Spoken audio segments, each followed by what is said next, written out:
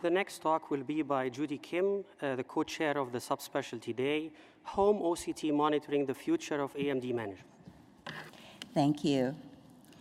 I would like to discuss with you a device that may truly change how we manage our patients with retinal vascular diseases, including wet AMD. I have served on the advisory board and have received research support from Notal Vision. And Notal Home OCT is currently an investigational device. And I would like to acknowledge the collaborating sites.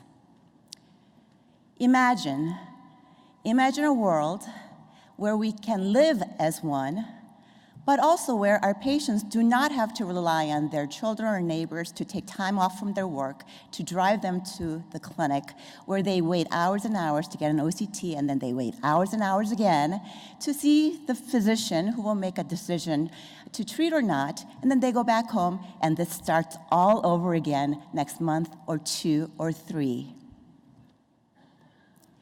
How can we not do this? Perhaps with home OCT.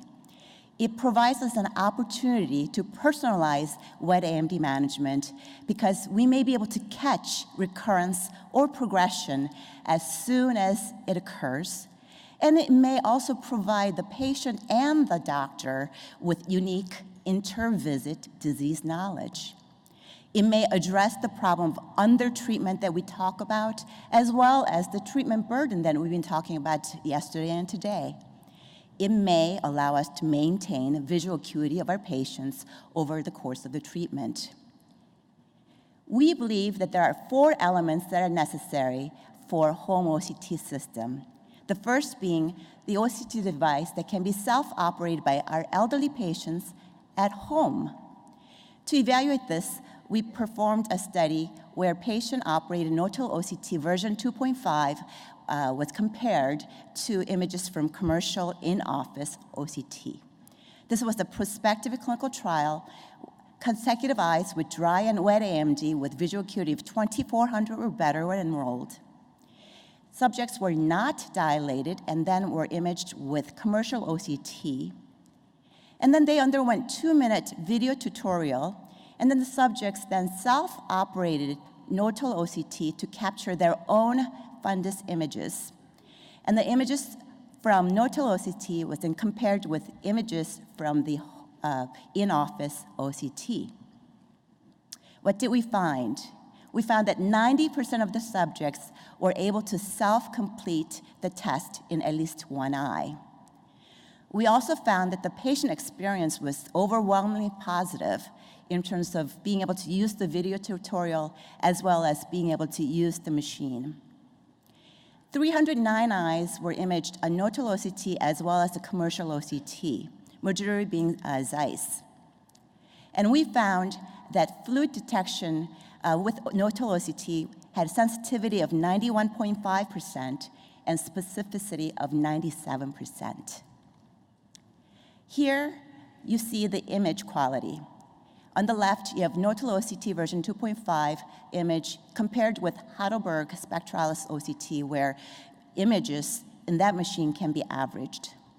Here is comparable image from the Notal OCT compared to Zeiss OCT. So we found that 90% of the patients can successfully self-operate the home OCT and capture gradable images. And patient assessment of the machine and the experience was consistently positive. We also found that when Notal OCT images were compared with commercial in-office OCT, there was a sensitivity of 91.5% and specificity of 97%. So the second element must be that there should be an automated analysis of all these data input that we can analyze with high accuracy. For that, artificial intelligence-based Notal OCT analyzer, or NOAA, was developed. And it's been published that greater than 90% sensitivity can be seen with this NOAA, where detection of intraretinal fluid, subretinal fluid, and pigment epithelial detachment can occur. It not only identifies fluid, but it can also quantify, and it can also pick the OCT B scan with the largest amount of subretinal fluid as well as intraretinal fluid and have a fluid overlay. Using the cube, we can actually get the intraretinal fluid thickness map as well as a separate subretinal fluid thickness map. So we are now able to talk about not just thickness, but we may be able to talk about volume of intraretinal fluid as well as subretinal fluid volume. The third required element would be the device should be low cost and have high resolution. This is a compact SD-OCT device that can take cross-sectional images of the central 10 degree of the macula. 88 B scans are taken with a dense 34 micron spacing, and each test takes about 10 seconds per eye, and all the OCT images are then uploaded to the cloud. Because of its potential importance, FDA has granted breakthrough designation in November of 2018, and registration studies are ongoing. Finally, there should be an infrastructure to directly interact and assist the patients. And that's where the Independent Diagnostic Testing Facility, or IDTF, comes in. This allows the setup of the equipment at home, educate the patients, and the data gets transmitted, and it can even monitor the compliance and give the patients reminders. Using the AI-based data analysis, the doctor can get the surveillance report that they can evaluate, and the doctor can set the alert level, and when the fluid accumulates beyond the alert level, then the doctor can get notified, then they can schedule a follow-up with the patient. So, home OCT may be a disruptive technology that will allow us to better take care of our patients and improve their visual acuity outcomes and patient satisfaction.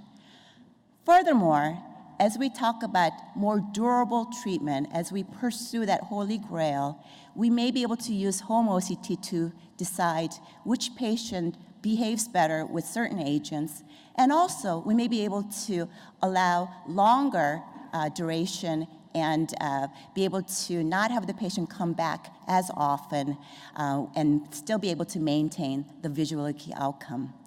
So imagine the possibilities. Thank you.